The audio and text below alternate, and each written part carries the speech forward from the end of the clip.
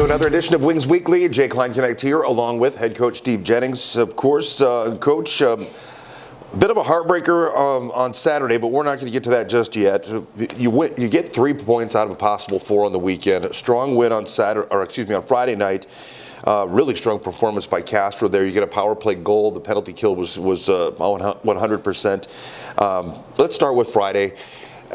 Overall, other than a pretty decent pushback in the second period there by Minot, really a game that I would feel that as a staff you guys felt was pretty solid. Yeah, we're pretty happy with it. I thought we started the right way. Big push from them in the second period. I didn't like kind of the start of but we pushed back through that period and built on that. And then the third period, I thought we did a good job of managing the puck and the ice better, right? Which is good, and it's, you know, we've talked about this since like December, I think, right? It's all starting to feel like playoff hockey, and it really is. And that was a very, very tight game, but I actually felt like, although it was tight, we were in a good position for the majority of that game. Yeah, well, and playing with a lead, you know, that's something we've talked about before too, as far as consistency and everything goes, to be able to minimize opportunities when so many of these teams, as we use the word opportunistic so often, but it's so true. And you guys, like you said, you managed it well, and they're in the third and didn't give them a lot of opportunities. They have the extra attack route, and again, a great job of managing things there to secure the win on Friday night. And a big step up. We had Keaton Lipset in as an affiliate player, played really well.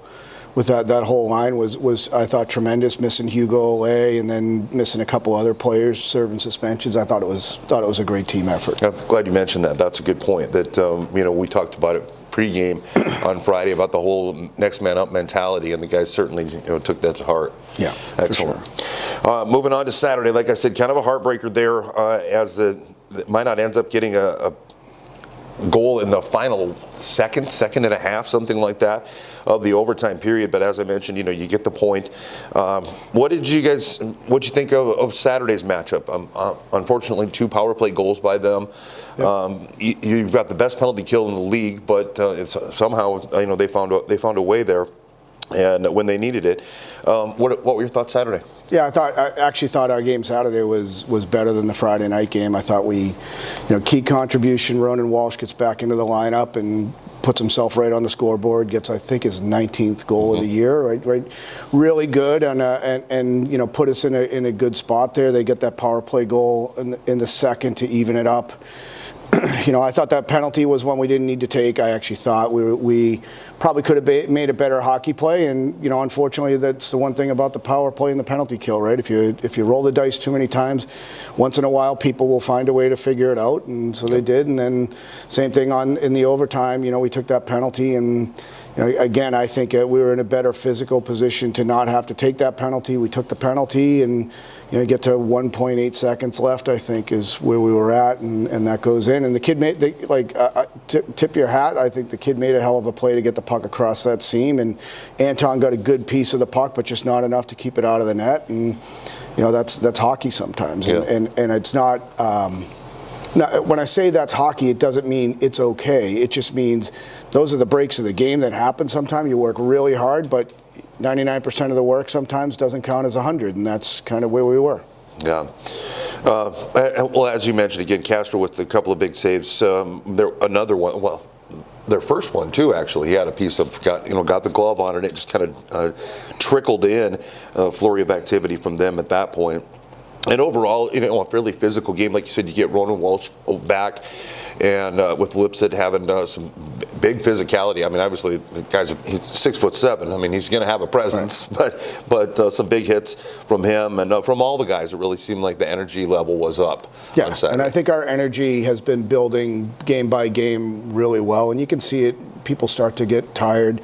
Some people start laying on the ice more, looking for a penalty and that sort of stuff. And you know, so I think that, you know, that's the verification that what we're doing is actually working, and it's also showing that it's getting to teams, right? So, and I think that's the build we want kids to continue to gain here.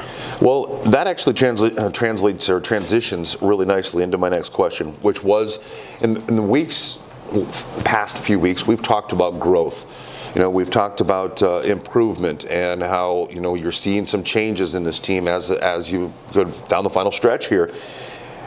Is it safe to say that you're seeing what you want to be seen from these guys in terms of improvement? I'm seeing the improvement we want. We're not done. Yeah. We're not done, right? And that's the important thing, right? Guys, I think, are starting we're able to actually show video and say, hey, remember in the fall we talked about this, and this is what it means when you guys start buying in, because look at the difference on these two clips in almost the same situation, right? So yeah, we're definitely starting to see some of that, and it's encouraging. But what we don't want is anyone feeling complacent like we've done enough and we're okay, because we're not. We still have a lot of hockey left to go in the regular season, and I'm sure you'll go through the standings here, but it is going to be a fight all the way to the end, and we need to make sure that we do our part to minimize the opportunity for somebody else to take our spot. Well put. Because like you said, I mean, you see the growth, you see the difference, you see the changes, but you don't want to be complacent, don't want to see that. What would you say, if there was an area where you'd like to see more improvement, where would it be? I think consistency. I think if we can get truly to that point where we don't have a lull for a few minutes, it doesn't happen all the time, but if you look at through last month, I think some of our second period starts weren't the best, and I think if we can eliminate that so that we're not going from kind of, I won't say controlling, but leading the game to all of a sudden chasing the game. If we can eliminate that gap, that's going to be an important part, because when we get to chasing, it's when opportunities come for people to expose weaknesses in our play, right? Because Sure. It's just like anyone. If you start running around crazy, it gets a little bit difficult. So if we can remove that, I think that's it. And then I think consistency on the score sheet is also really good. I think we had a lot of chances on Saturday night that we didn't finish, and we need to finish chances. And we've, as you look across the season, we've done, I think, a really good job of generating offense and scoring goals. But you look at this weekend, two very tight playoff-esque games, and if we can convert on 2 or 3 more chances that we had, and I don't think many of them are asking us to do too much. Some of it is just wanting it a little bit more. And right. that's the part I think we need to be a little bit better with. Excellent. Well, you got a good opportunity for that coming up, because right now in the standings, St. Cloud at the top of the division with 57 points. The Wings in second place with 52, then Austin 50, Minot 50, North Iowa 48, and Bismarck 43. Bismarck swept Austin. Austin's on a bit of a skid here, and St. Cloud had won 13 straight until Saturday night when they took a pretty hard loss actually at 8-0 there in Cloquet against the Wilderness, and that is who you face this coming week, is the St. Cloud Norsemen. Again, they kind of had their way with Austin, and then they turn around and have a home and home with the Wilderness, but they've been improving and have obviously shown that as they've moved up into first place. What have you guys seen from the Norsemen? What do you have to do this weekend? Yeah, I think for us, they made some additions to their roster at the deadline there and just prior to the deadline. So they've obviously brought in people to try to help them, and you can see that they're really pushing at running the division and getting back to the Robertson Cup tournament. I think we'd all like to have a different vote on that, so I think we have to do that. I think for us, it's going to be puck management this weekend is going to be really critical. I think when we've played them in the past and we've managed the puck well, we've actually had better runs in the games. When we haven't managed the puck well, then that's when we've had issues. And I think for us, just special teams will be important. They're good as well, and it's going to be, I think, very structured hockey. I think Corey's done a very good job with that team. They run some pretty hard structure, and I think for us, we're just going to have to be on our game for 2 games in a row. Yeah, well, easier said than done sometimes, but all right. Well, there you go, folks. Some keys as we look forward to the St. Cloud Norsemen. They're at the MAC in St. Cloud. Coach, that's about all I've got for you, though. I appreciate you taking some time to talk with us, and best of luck against the Norsemen. All right. Thanks, Jay. All right, folks. We'll return with the second portion of Wings Weekly coming up after this. We raise the bar on bar food with sandwiches, tenders, and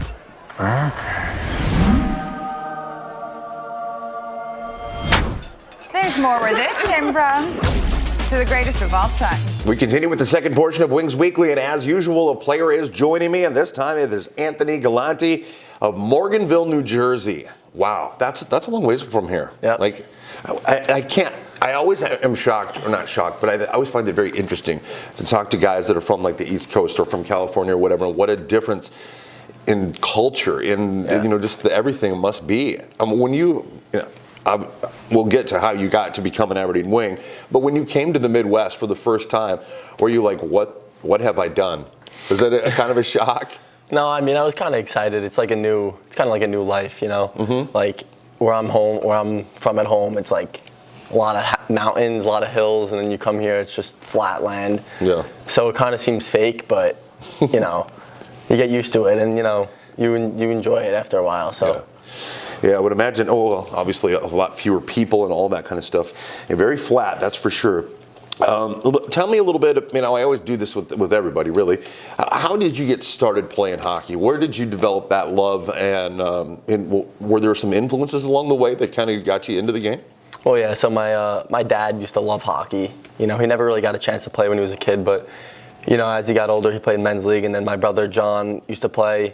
My brother Vin also played. So, I really grew those first memories, I would say, in my backyard. Yeah. It would freeze up. We would pour some water in the backyard on the floor, and it would freeze over, and we would just go out there and just shoot a puck around. And sure. That's why I really started loving it.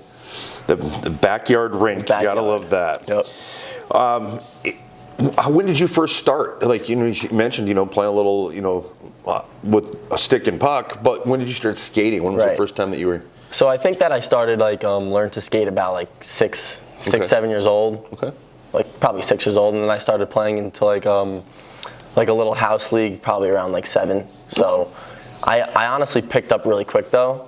So right after that, I would probably say a year or two after that, I was already playing A hockey, more competitive, and then it went on from there.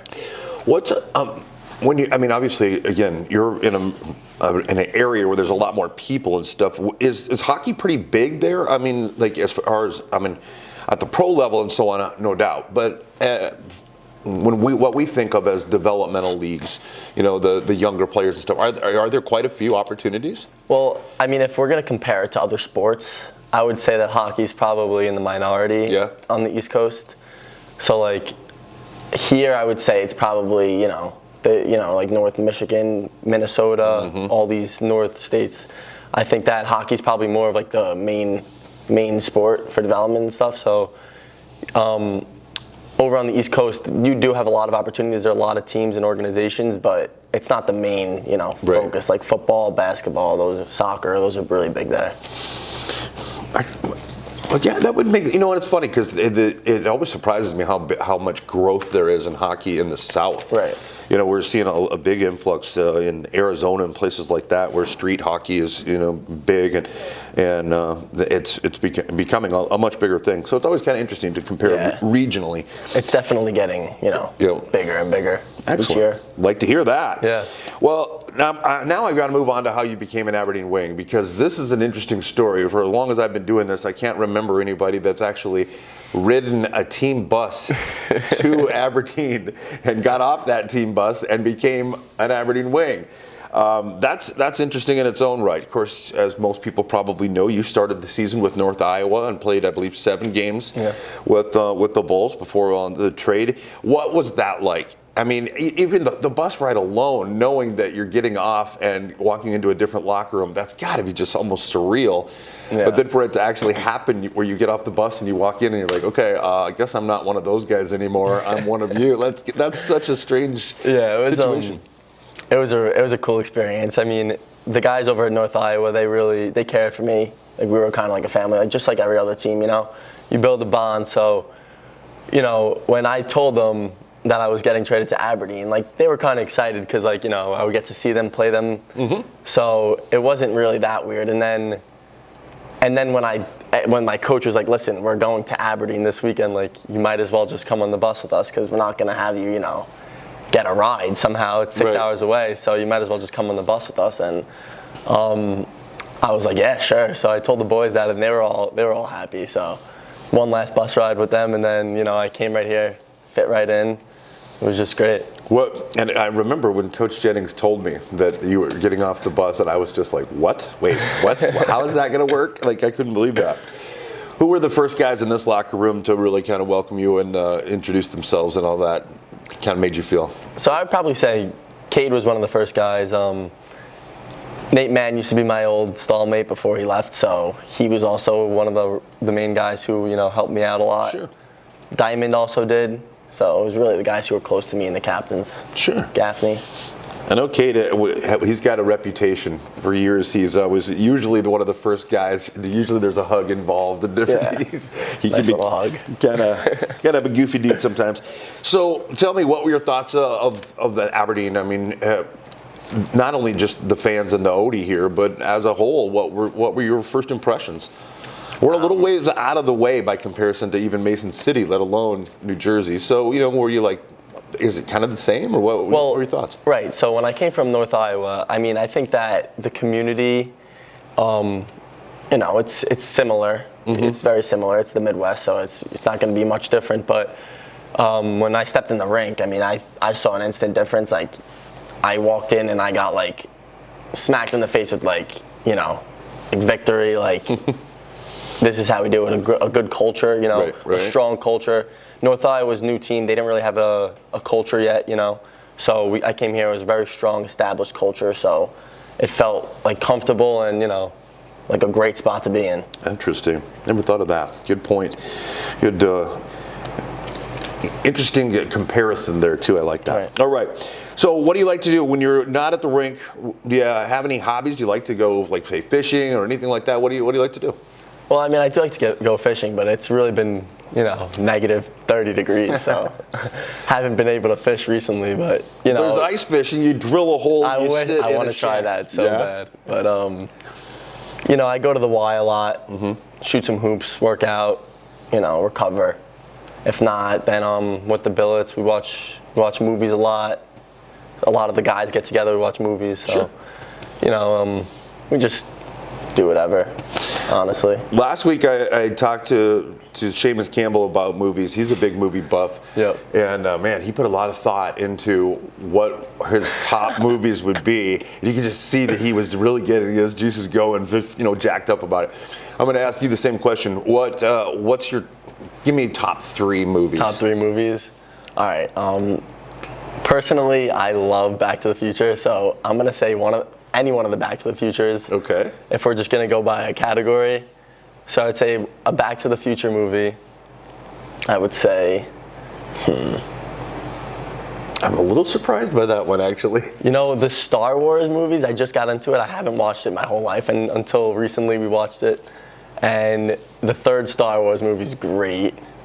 And then, so you're talking Return of the Jedi with the Ewoks? No. That's the third one, technically, I think. The one where Anakin Skywalker becomes Darth Vader. Gotcha. I just spoiled it. Well, I'm pretty sure most people have seen it by now. No spoiler alert needed. Excellent. And I would probably say for the third one, there's a lot. It's hard. This is a hard question, honestly.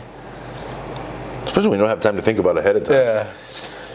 All right, well, I'll let you off on a pass on the Back to the Future. Top 2. There you go. All 3 of them. Well, just sequels. There you go.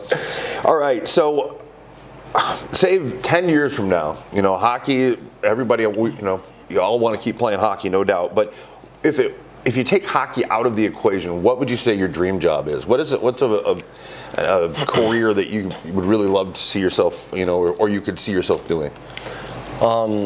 You know, I think about this all the time because, you know, it's real life. So, I mean, if I'm going to have to base it off of maybe like top 2, I would probably say either want to go into engineering or probably law school. Okay.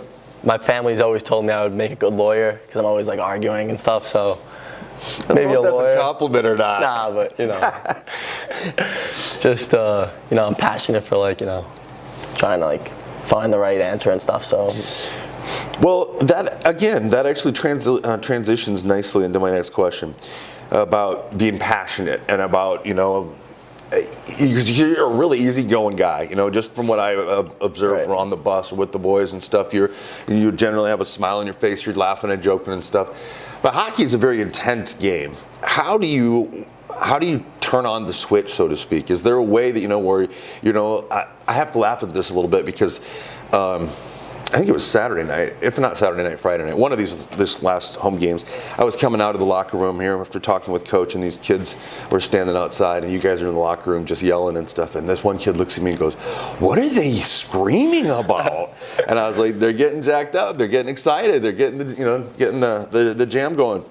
And he just kind of looked at me like he was shocked at all the noise coming from the locker room. How do you turn that switch on? How do you flip that switch to get to go from being the easygoing, nice guy to intense hockey player? A lot of things in life it's about balance. Sure. So if you're coming in the locker room, all laughy, giggly and stuff, that's fine. But if you really turn it up to like that angry, hyped up, it kind of balances out, and that gets you where you need to be, to play a game. Yeah. Keep your head screwed on straight, and do what you have to do. And that's something that maybe a lot of people might not realize, that you can get a little too excited and too worked up too. Right. So, all right, what would be your superpower? If you could pick one superpower, what would it be? Super speed. Speed, like Super running. Speed, just anywhere, just buzz anywhere. Like flash. Just a flash. Gotcha. Okay, how about this one? Playlist. What are you listening to? I am very I like a lot of different music. Yeah. And honestly, when I got here in Aberdeen, Soupy put me on to a lot of new music. So that just, raised my horizons even further. I like classical music, I like rap, I like some country music, So really, it just depends on the day.